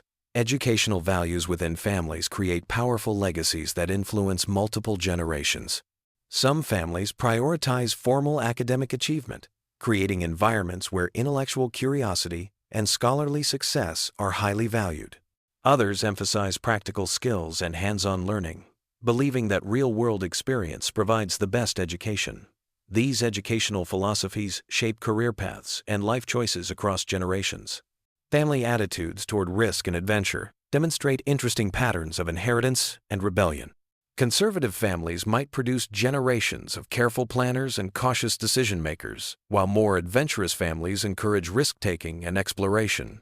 Sometimes these patterns reverse, with risk-averse parents producing adventurous children as a form of generational rebellion or balance. The concept of family loyalty manifests in various ways across different family structures. Some families maintain strong expectations of mutual support and collective decision-making, while others prioritize individual autonomy and self-reliance. These loyalty patterns influence everything from career choices to marriage decisions, as family members navigate between personal desires and family expectations. Family creative expressions often create unexpected connections across generations.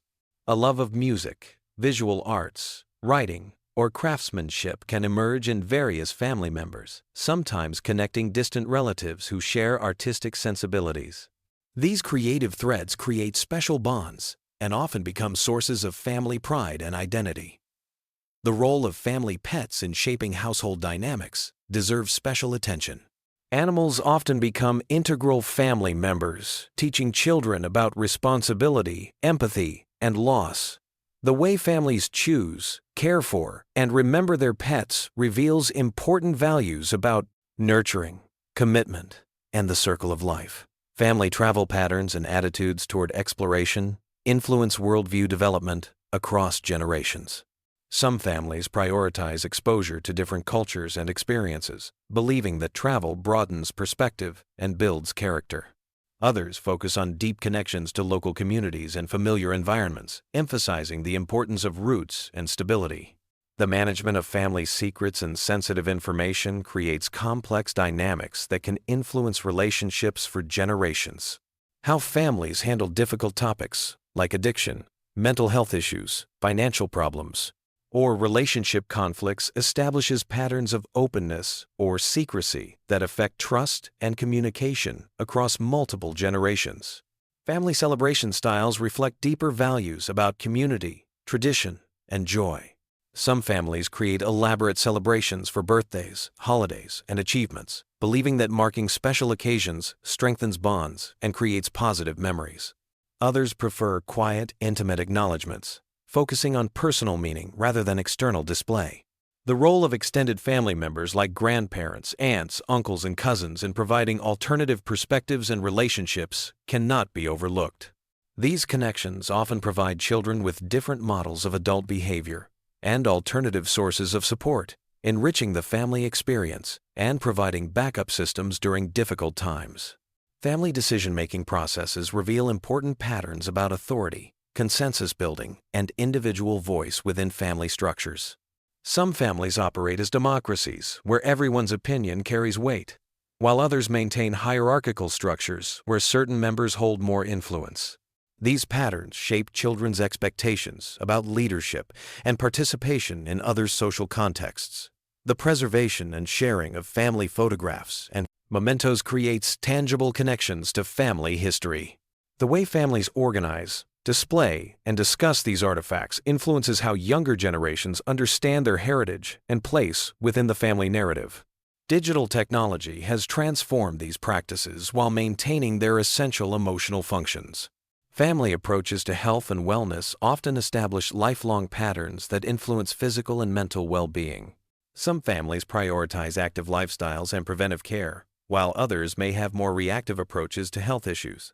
These attitudes toward physical maintenance and medical care create lasting influences on individual health choices. The way families handle transitions and major life changes reveals resilience patterns that can be passed down through generations. Some families thrive during periods of change, viewing challenges as opportunities for growth and adaptation. Others prefer stability and may struggle more with transitions, requiring additional support during periods of adjustment. Family gift-giving traditions and attitudes toward material possessions reflect deeper values about generosity, reciprocity, and the relationship between objects and emotions. Some families emphasize thoughtful, personalized gifts that demonstrate attention and care, while others focus on practical items or experiences rather than material objects. As we consider these intricate patterns that weave through family histories, we begin to understand that every family represents a unique experiment in human connection and development. The combinations of genetics, environment, choice, and circumstance create endless variations in how families function and evolve across time. Tonight, as you prepare for sleep, perhaps reflect on the fascinating tapestry of your own family story. Consider the threads that connect you to previous generations and the new patterns you might be creating for future ones. Family dynamics continue to pattern strang up to one's own. Evolve, influenced by changing social norms, technological advances, and individual choices. Yet certain fundamental human needs for connection, belonging, and identity remain constant across all family structures. These complex family systems remind us that we are all part of something larger than ourselves, connected to both past and future through invisible bonds of shared experience, inherited traits, and chosen relationships. Understanding these patterns can help us appreciate the remarkable diversity of human family experience, while recognizing the common threads that unite all families in their fundamental mission of nurturing, protecting, and preparing the next generation for their own journey through life. Sweet dreams, and may your rest be filled with peaceful reflections on the beautiful complexity of family bonds that connect us all across time and space. What if I told you that the seemingly random chaos of Family Guy actually contains one of the most intricate and bizarre mythologies in television history? Tonight, we're diving deep into the strange, interconnected world of Quahog, where time travel, multiverse theory, and ancient conspiracies all exist within what most people think is just a simple comedy show. So grab your favorite blanket, dim the lights, and let me guide you through the surprisingly complex lore of Family Guy that will have your mind wandering as you drift off to sleep. You know that feeling when you're watching Family Guy and suddenly realize that what seemed like a throwaway gag from Season 3 somehow connects to a major plot point in Season 15? That's not an accident.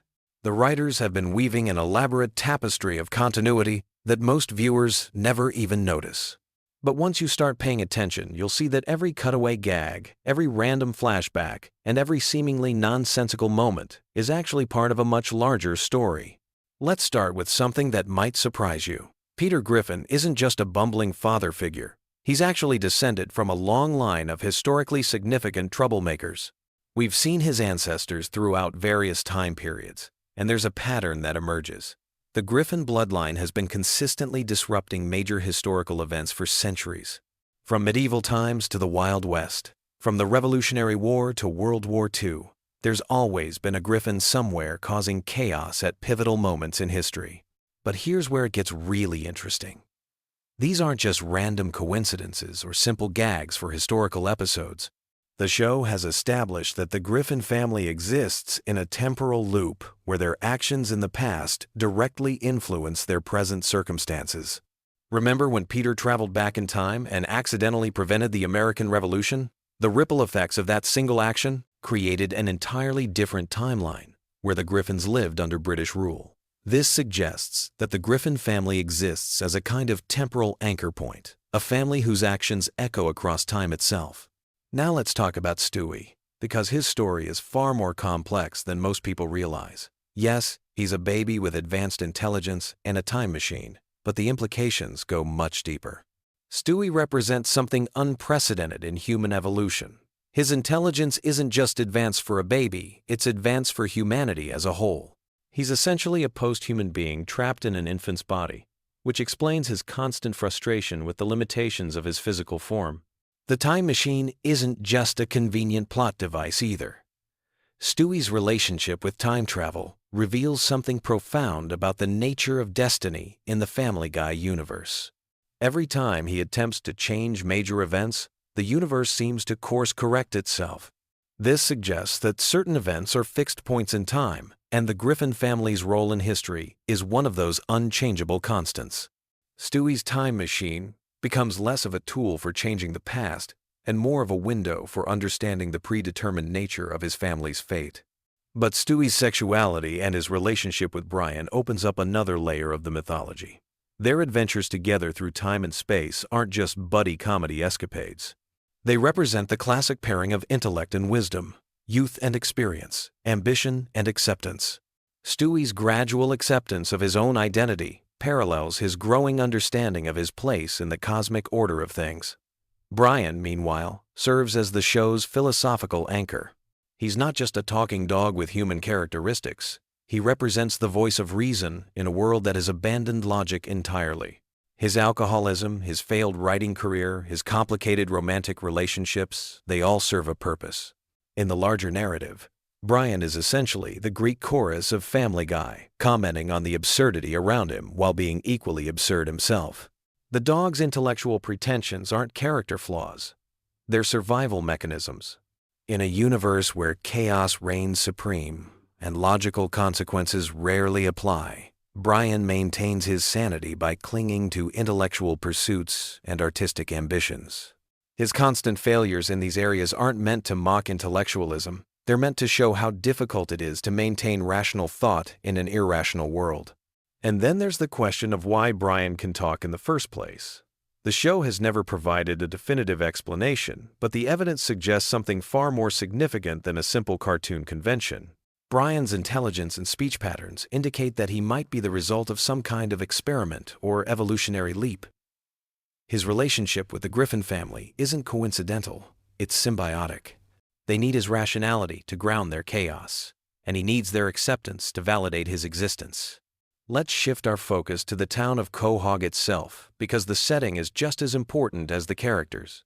Quahog, Rhode Island, is presented as a typical American town, but it's actually a nexus point for supernatural and extraordinary events. Think about how many bizarre incidents occur in this one small town. Alien invasions, time travelers, parallel dimensions, ancient curses, superhero battles, the list goes on and on.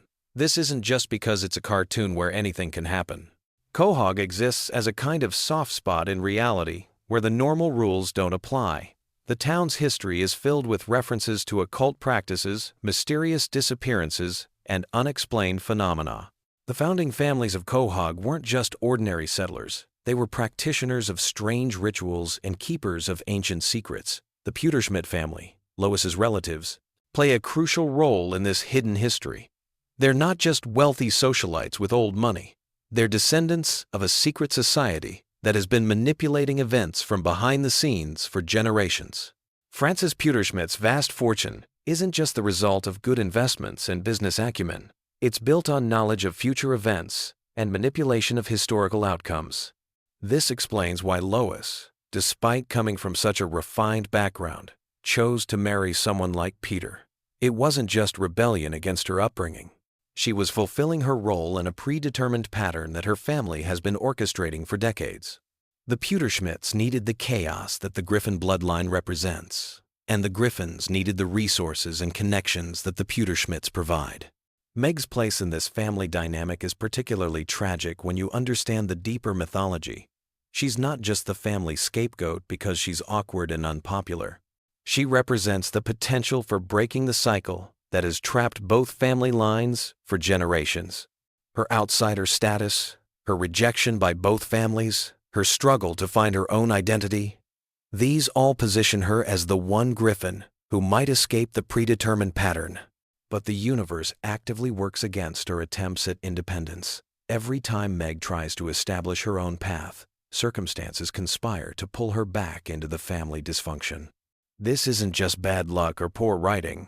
It's the cosmic forces that govern the Griffin family mythology asserting themselves to maintain the status quo. Chris, on the other hand, represents pure potential corrupted by circumstance. His artistic talents and creative intelligence could have developed into something extraordinary, but the family environment and the town's supernatural influence stunts his growth. He's essentially a Griffin who could have transcended the family pattern if he'd been raised elsewhere, but Quahog's reality-warping properties keep him locked in adolescent stagnation. The show's treatment of death and resurrection reveals another crucial aspect of the mythology. Characters die and return to life with surprising frequency. But this isn't just cartoon physics at work. The Griffin family exists in a universe where death isn't permanent, because their roles in the cosmic order are too important to leave vacant for long. When Brian died and was replaced by Vinny, the universe itself seemed to reject this change. The overwhelming fan reaction wasn't just audience preference. It was the collective unconscious recognizing that something fundamental had been disrupted. Brian's eventual return wasn't just fan service. It was the universe course-correcting itself to maintain the proper balance of forces. This concept of cosmic balance extends to all the characters' relationships and conflicts. Peter's constant feuds with the giant chicken, Ernie, aren't just elaborate fight sequences for comedic effect. They represent the eternal struggle between order and chaos, with Peter as the agent of disruption and the chicken as the force trying to restore stability. Their battles are essentially cosmic events disguised as slapstick comedy. The show's frequent breaks into musical numbers serve a similar purpose. These aren't just entertainment value or parody of other shows. Music in the Family Guy universe functions as a kind of reality-altering force. When characters break into song, they're tapping into a fundamental frequency that shapes the nature of their reality. The most elaborate musical sequences often precede or follow major shifts in the character's circumstances or relationships. Cleveland's departure and return to the show illustrates this principle perfectly. His move to Virginia wasn't just a setup for a spin-off series. Cleveland represents stability and voice of reason within Peter's friend group. His absence created an imbalance that affected the entire dynamic of the show. When he returned, bringing with him experiences and perspectives from his time away, he brought new harmony to the group's chemistry. The relationship between Family Guy and its sister shows, American Dad and The Cleveland Show, reveals another layer of the mythology. These aren't separate universes. They're parallel dimensions within the same cosmic framework. The occasional crossovers and references between shows aren't just promotional gimmicks. They're glimpses into the interconnected nature of this animated reality. Stan Smith's CIA connections and Roger's alien origins in American Dad represent the government and extraterrestrial aspects of this shared universe. Cleveland's experiences in Virginia and his eventual return tie together the domestic and community elements.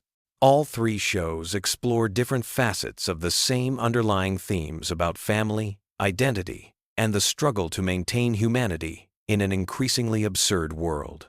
The show's relationship with pop culture goes beyond simple parody and reference. Family Guy exists in a universe where fictional characters and real people coexist and interact regularly. This isn't just celebrity cameos or movie references, it's evidence that the boundaries between reality and fiction are fluid in this cosmology. The characters' frequent interactions with celebrities and fictional characters suggest that they exist at the intersection point between the real world and the world of entertainment. This explains why the show can seamlessly blend references to classic literature, contemporary movies, historical figures, and original characters, all within the same episode. The Griffin family doesn't just live in a world influenced by pop culture. They live in a world where pop culture and reality merge and separate according to narrative needs. The cutaway gags serve a crucial function in this mythology. They're not just random jokes or digressions from the main plot. Each cutaway represents a glimpse into an alternate timeline or parallel dimension where things played out differently. When Peter says something reminds him of the time he did something completely unrelated, he's not just making a non sequitur. He's accessing memories from his alternate dimensional selves.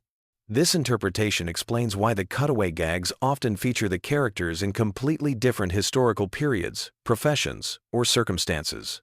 These aren't fantasies or exaggerations. They're actual experiences from versions of themselves in parallel realities.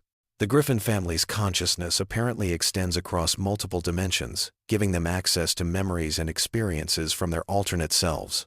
The show's frequent references to its own production, fourth wall breaks, and meta-commentary aren't just postmodern humor techniques. They represent moments when the characters become aware of their fictional nature and their role in entertaining an audience. These moments of self-awareness suggest that the characters exist simultaneously as fictional constructs and as conscious beings aware of their constructed reality. This dual existence explains many of the show's apparent inconsistencies and contradictions. The characters can simultaneously be unaware cartoon figures following script directions and self-aware beings commenting on their own fictional status. They exist in a state of quantum superposition between fiction and reality, which allows them to function as both entertainment and commentary on entertainment itself. As we near the end of our journey through Family Guy's hidden mythology, it's worth considering what all of this complexity and interconnectedness means for us as viewers. The show operates on multiple levels simultaneously, providing surface-level entertainment while encoding deeper messages about family, society, and the nature of reality itself. The chaos and absurdity that define the Griffin family's existence mirror our own struggles to find meaning and connection in an increasingly chaotic world. The enduring popularity of Family Guy, despite its controversial content and seemingly random humor, suggests that audiences respond to something deeper than just the surface-level comedy. We're drawn to the Griffin family because they represent an exaggerated version of our own family dynamics, our own struggles with identity and belonging, our own attempts to maintain relationships in the face of constant absurdity. So as you drift off to sleep tonight, remember that behind all the crude humor and outrageous situations, Family Guy tells a story about the persistence of family bonds across time and space, the power of love to overcome chaos, and the possibility that even in a universe governed by randomness and absurdity, there might still be an underlying pattern that gives meaning to our existence. Sweet dreams, and may your own family mythology be slightly less complicated than the Griffins'.